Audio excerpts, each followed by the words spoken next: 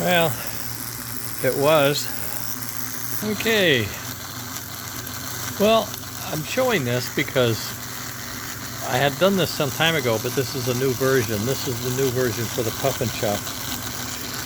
What we did was we had a gear on here, and I made an adapter that reached over with the two sensors to trigger the Puff and Chuff. But as you know, in the Royal Blue and other engines like that, there is no gap in there. This is an old broken unit, don't worry about it. So I had this unit modified. As you can see, it has a gap in it. And the gear is actually hanging down from this adapter here. And it's being driven by the motor driving the main gear.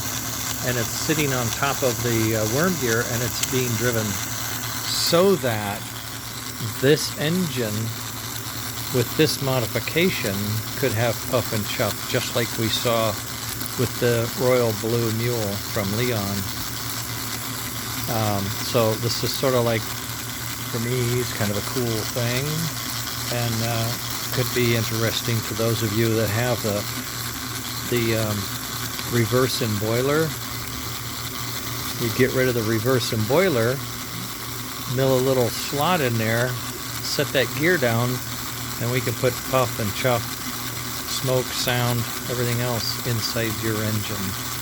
I'm going to be doing this for one of my Royal Blue chassis, and I'm also going to be doing it for a pre-war America Flyer chassis that runs O-gauge, but that has a very similar chassis design, and I think this can adapt to that. So we can do pre-war Flyer and post-war Flyer that had reverse and boiler, and put Puff and Chuff in there. Now this is the second one I've printed, but it's only the first one I put on and had run, so it's a little grindy because there's some tweaking that we need to do, and I got to raise up some slots for the switches to make sure I have plenty of room, and I need to bring in the bodies and make sure they will fit down. But this is pretty exciting to get this gear working for me. First time. Now this chassis has ball bearings front and rear, and it has brass bushings on each axle.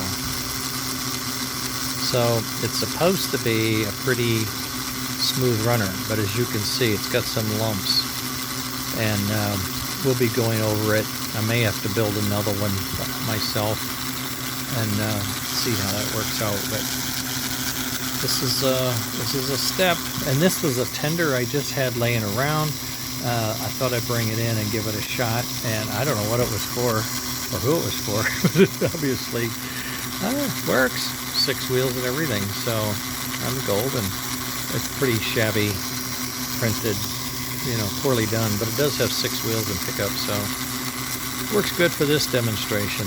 All right, gang, I got to get back. I'm cleaning up, and I'm getting ready to build Leon's permanent parts and fix his smokehouse and a few other odds and ends, but I'm convinced pretty much most of the R&D is pretty well past us now. It's just a matter of tweaking, tuning, and building engines, and that's what we're going to be doing. Atlantics, Pacifics, 290s, K5s, Hudsons, Northerns, lots of other stuff. Royal Blues and Silver Bullets. We'll be building some engines this fall, I'm sure of it. And Leon's helping me with the tender designs that we need to fit the digital stuff in. So the next generation S tenders are going to be about 1 inch longer. But I think that's probably closer to the actual scale. They might have shortened them just for convenience sake. Okay, gang, this is what I'm up to today, plus some other things. And I'm going up for dessert. Bye.